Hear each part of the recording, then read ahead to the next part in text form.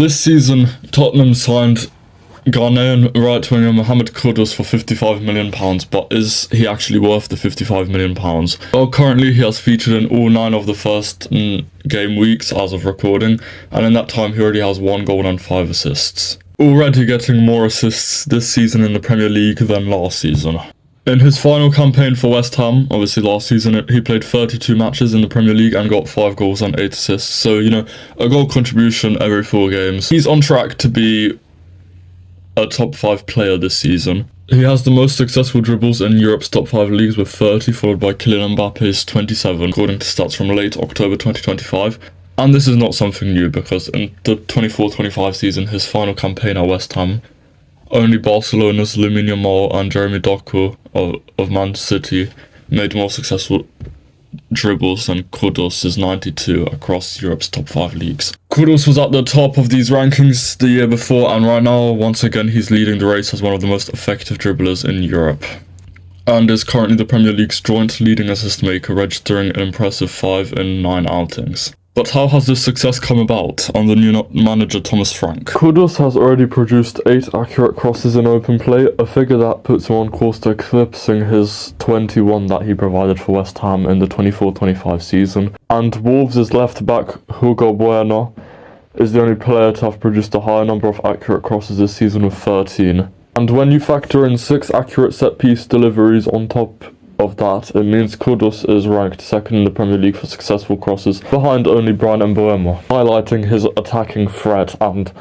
Solanke and Richarlison are tall strikers, so obviously they're able to get onto the end of these kind of opportunities. Only 3 top-flight players have received more progressive passes than he has during the early phase of this campaign, with Thomas Frank viewing him as a significant part of their, direct attack kind of play, and I guess you could say counter-attacks, just getting the ball to Kudus and then he can dribble past those 2-3 players before laying it off to Richarlison. And this is how Thomas Frank has managed to get the best out of his gifted right winger.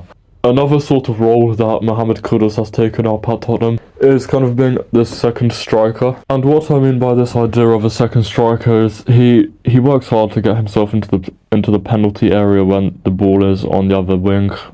No other Premier League winger makes as many off-the-ball runs into that penalty area when the ball is in a crossing position, so he is effectively operating as a second striker, Although he's not the tallest, at only 175 centimeters or 5'9", I believe, he still can be lethal from a sort of cross if it falls to him. If we dig further into his actual stats this season, the 25-year-old has already registered 7 goal-creating actions in the Premier League alone from 9 games, and 28 shot-creating actions, which that kind of productivity is genuinely very impressive. And looking at the Champions League, he has very similar stats. Obviously, 1 goal-creating action in the Champions League in 3 games played, but 10 shot-creating actions. However, if we compare his stats to other players who are also right wingers in the men's Big 5 leagues, Champions League and Europa League over the last 365 days, his attacking stats don't look wildly impressive.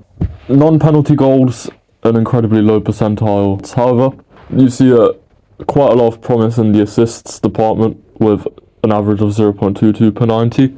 And obviously we must factor in that he has been at West Ham for most of these last 365 days, where, yes, he did have Jared Bowen, but other than that, not many other great players that could finish their chances. Nicholas Füllkrug has shown some potential, but you can't really compare that to the likes of Dominic Solanke, for example. And this 3.71 shot creating actions per 90 is only growing, and his passing statistics are fantastic.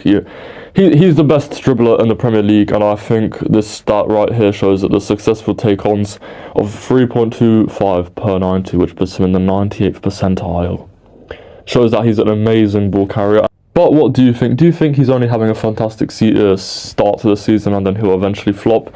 Or do you think this dribbling genius will be able to climb up into becoming one of the top 10 players of the Premier League season and possibly becoming Tottenham's most influential player currently he is the most influential player in the attack, but in the whole team?